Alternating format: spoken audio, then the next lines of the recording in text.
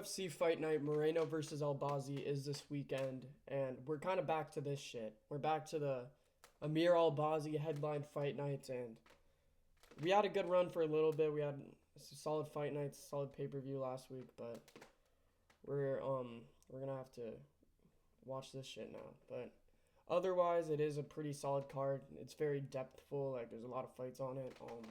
A lot of LBs on it. A lot of fat fucks. So yeah, we're just gonna be talking about all the fights, who I got winning, and yeah, that's gonna be the video. So let's just start off. Jamie Lynn Horth versus Avina Petrovic. Now I know everyone's biting at the nails to hear my WMMA fight picks. Recently, I've been actually pretty much perfect on them. I don't know why. I've been perfect on. It's kind of sad. I've been probably better with WMMA fights than normal MMA fights, which fuck that. But I'm gonna pick Jamie Lynn Horth in this fight. One, because Jamie Lynn Horth is the more unattractive fighter. She's from Canada. That's where this fight is being held, so that is definitely a factor.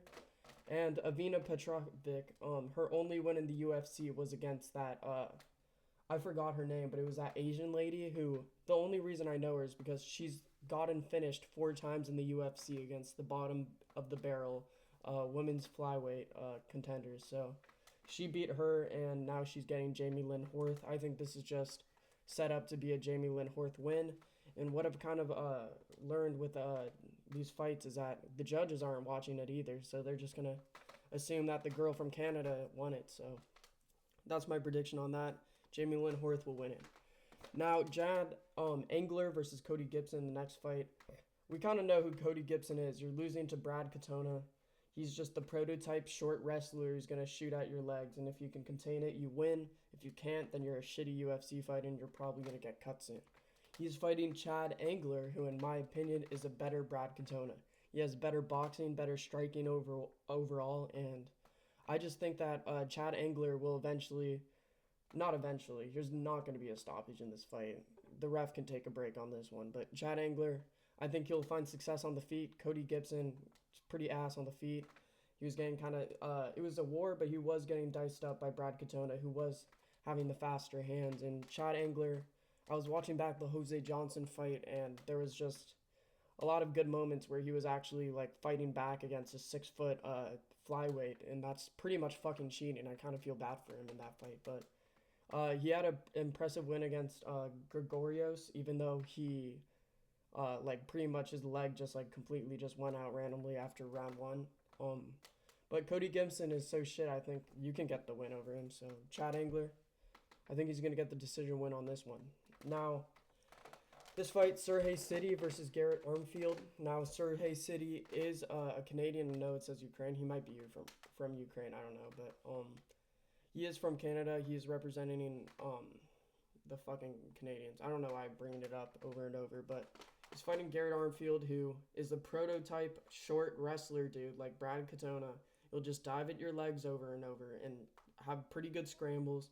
But then once you get on the feet, you'll just see him fucking wing hooks and just do the average Merab Dvalishvili striking where you're just fucking whatever counts, man. And he's fighting a guy in Surrey City who is coming off of a really good fight against Roman Tavares. I do agree with the decision that they made in that fight. Roman Tavares got 2 knockdowns, round 1 and 2.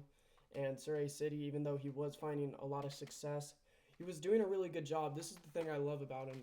When Roman Tavares was doing his crazy head movement, he was having this Mike Tyson-esque moving around the cage. Surrey City was timing where he would move and was hitting and cracking him with shots like that. I don't know how Roman Tavares didn't go down, but Surrey City, I think he has pretty good takedown defense. We haven't really seen it too much in the UFC. He's only had 1 fight. But I do think he'll be able to neutralize Garrett Armfield on the ground. He likes to use his range for kicks, up kicks, body shots, straights. So I think he'll use a lot of range, and that'll definitely help him with the takedowns. And it's not like Garrett Armfield's this like different level guy, you know. It's just Garrett Armfield, you know. Just stuff a takedown and you win. So I hope he can do that. He's in my opinion, he's an exciting prospect. He's kind of fighting out of kind of a shitter gym. He's like going to Arizona to like train with like Kyler, what's her name? not Kyler Murray. That's the quarterback. Yeah, the guy who just beat Rob Font. He's going. Oh, who just lost to Rob Font. Never mind. You know what? Just scratch whatever I'm saying. Let's just move on. Boobies. Romanov versus Nascimento. Nascimento really impressed me in his last fight against Derek Lewis. You know, going in there in 3 rounds and having a competitive kickboxing match with him is nothing to be slighted for. I mean, for other heavyweights, that's pretty impressive.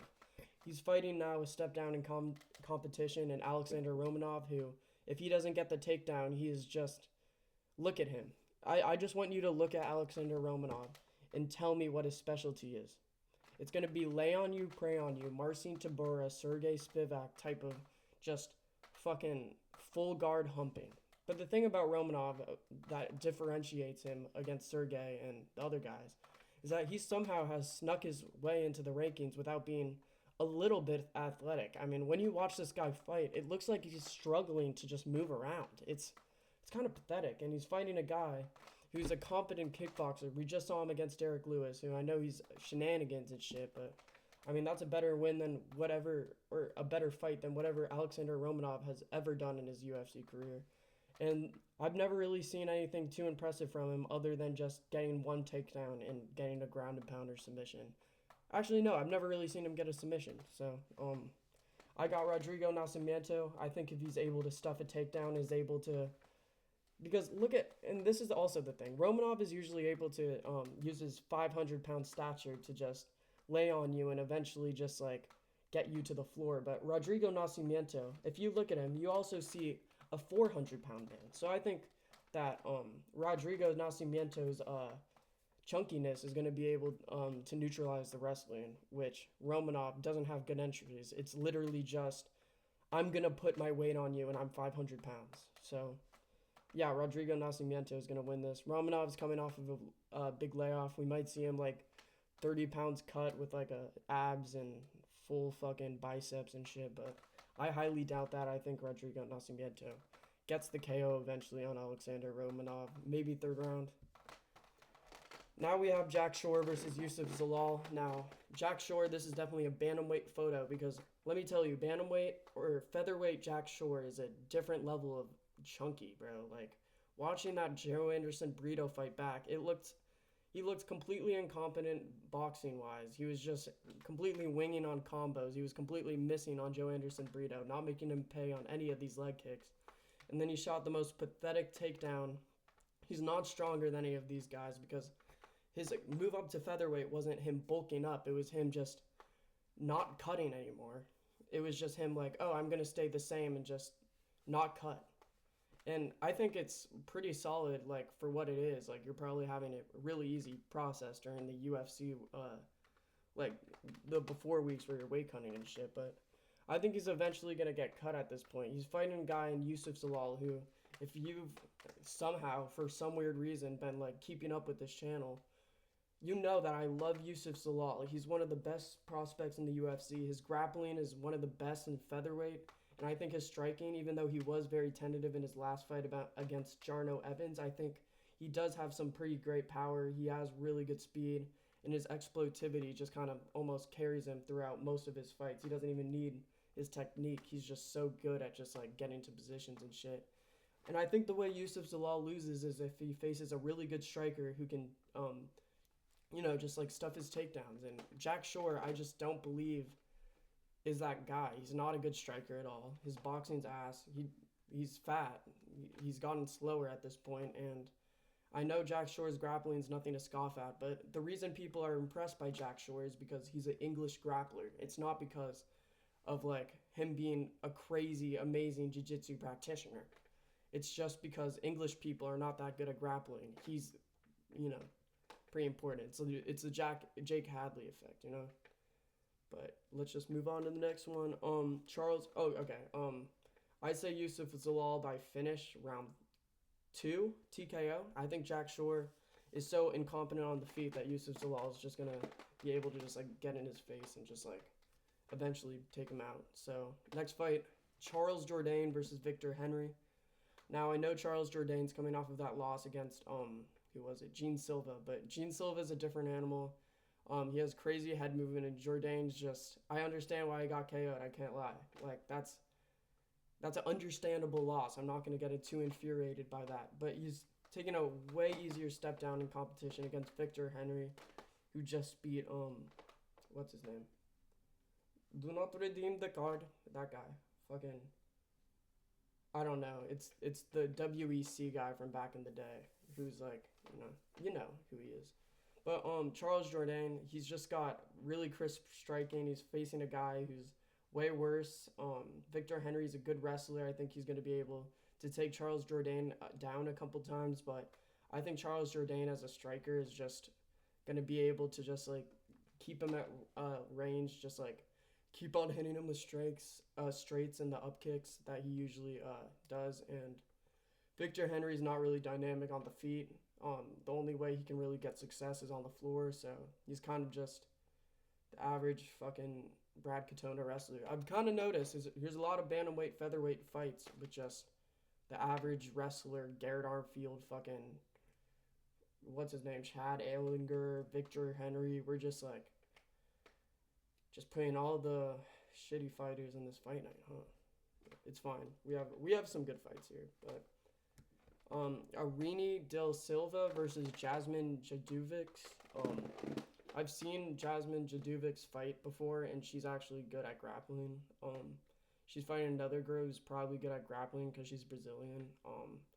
And I'm just gonna assume Jasmine with her like just like lay on him and like not go for submissions and ground and pound is just gonna be able to like ride out more of a decision win. I think it'll just be like a scramble fest where it's just they're taking turns hitting each other, and then the other girl gets a scramble where she's on top and then she's trying to do something, and then Jasmine's on top, and then yeah, and then I think eventually Jasmine will win in the scorecards. And yeah, I don't think anyone needs the X's and O's on this fight, so I'm just gonna move on.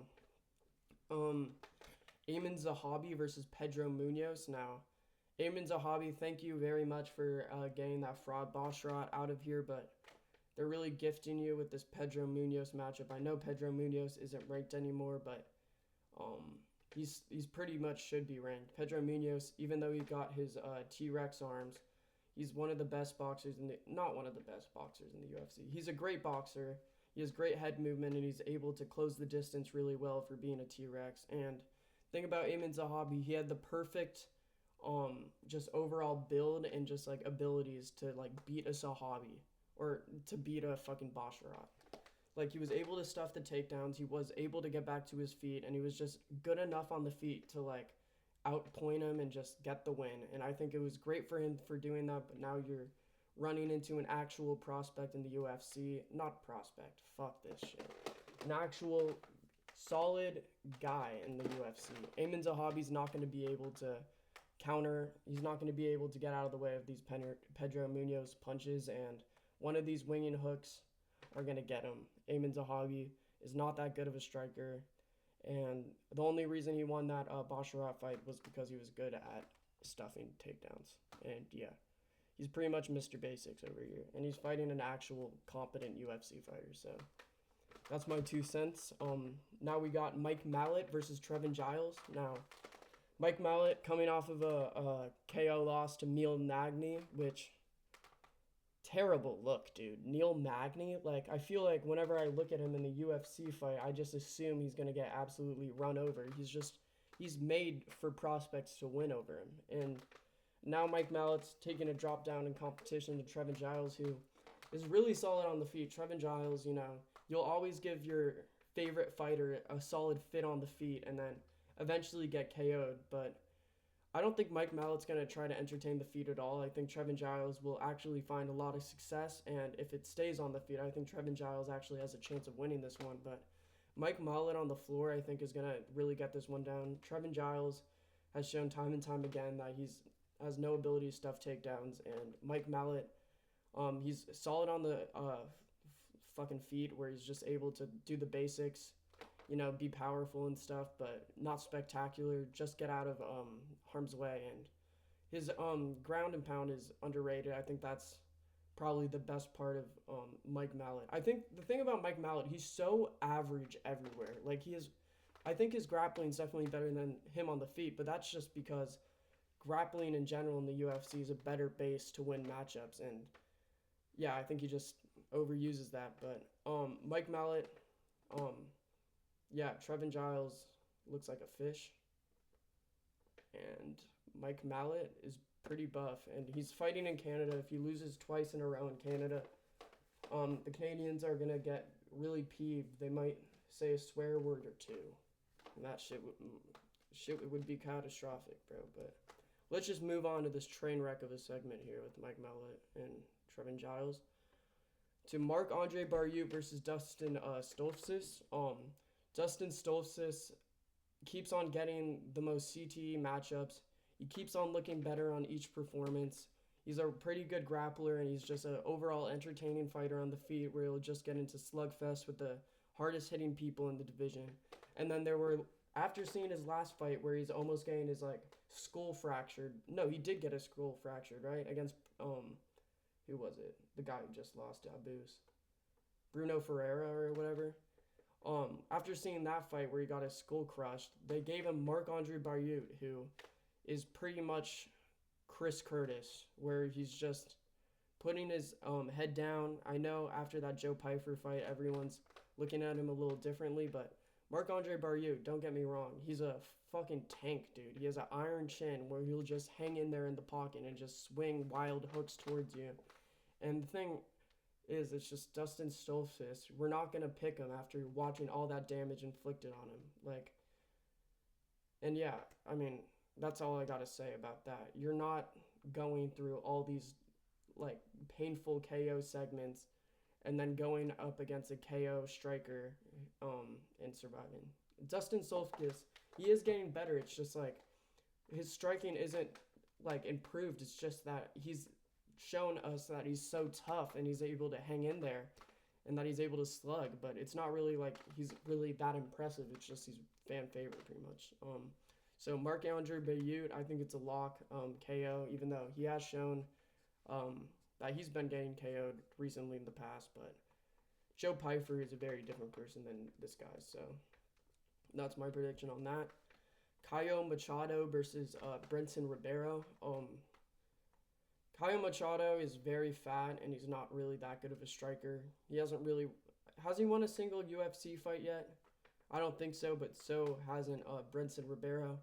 I do think, though, however, Brenson Ribeiro will get this one done. I think Caio Machado will not be able to cut down to light heavyweight. He is fat, and when looking at Brenson Ribeiro, he did get KO'd in his first fight against Sang and then had a shitty performance in his second, but he is a KO guy, and I do think his explosivity and just overall speed will just completely neutralize Caio Machado, who, good example, Kennedy Nunchukwu fought Chris Barnett.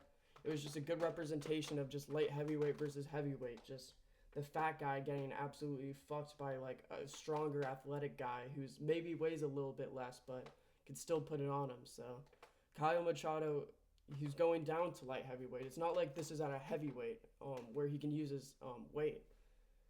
So Brenson Ribeiro, I think he'll just fucking wing hooks at him and eventually find something.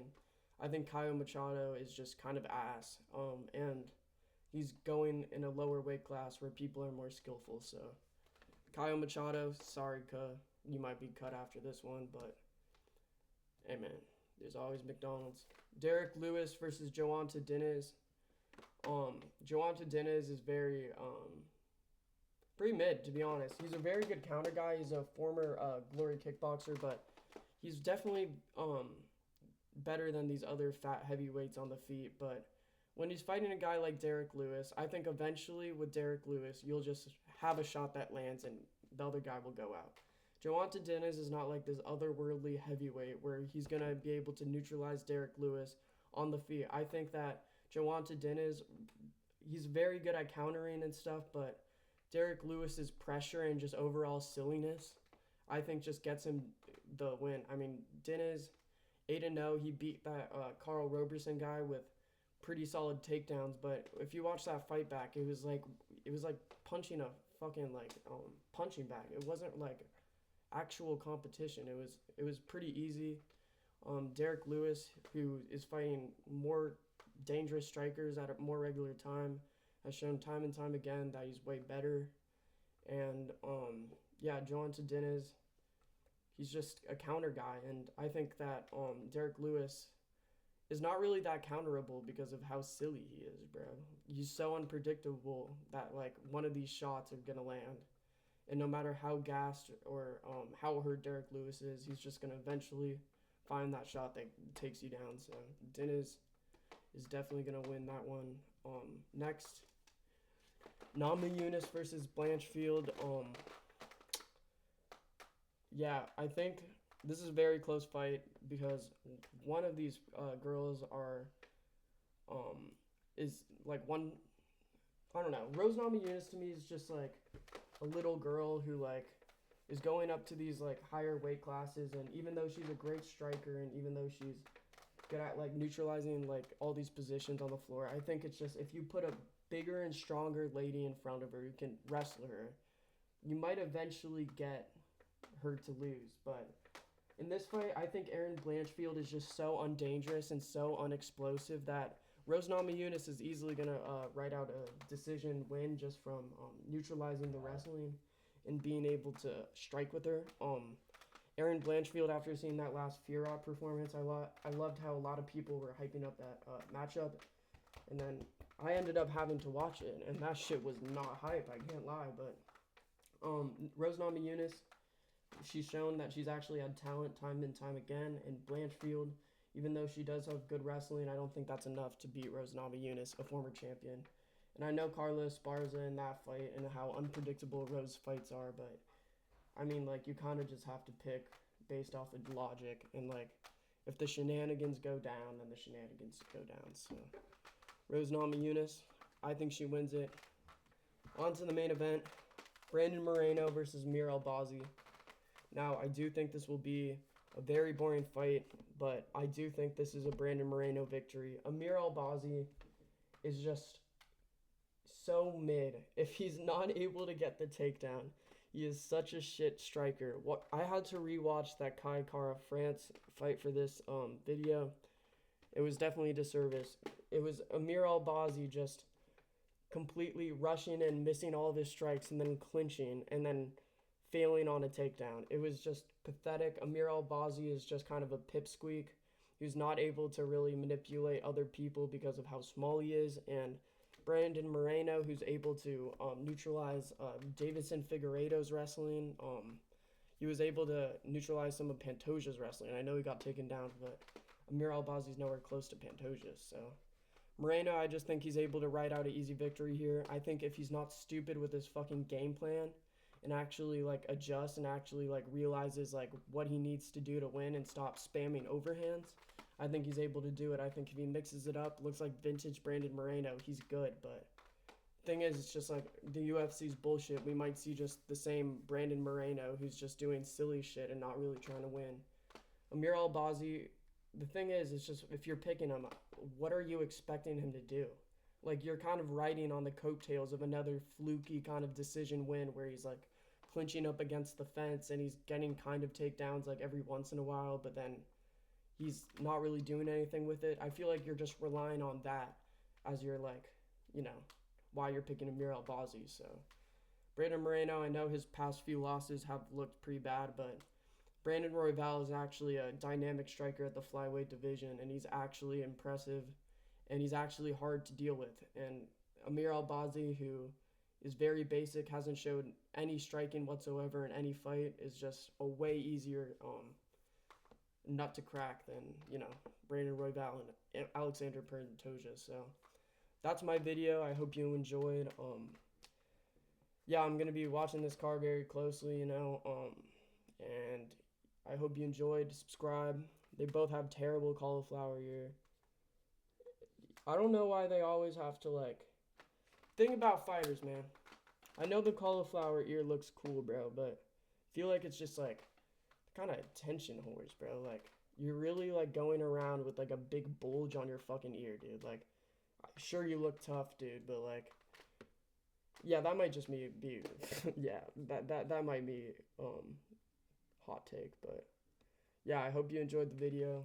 Subscribe. Yeah.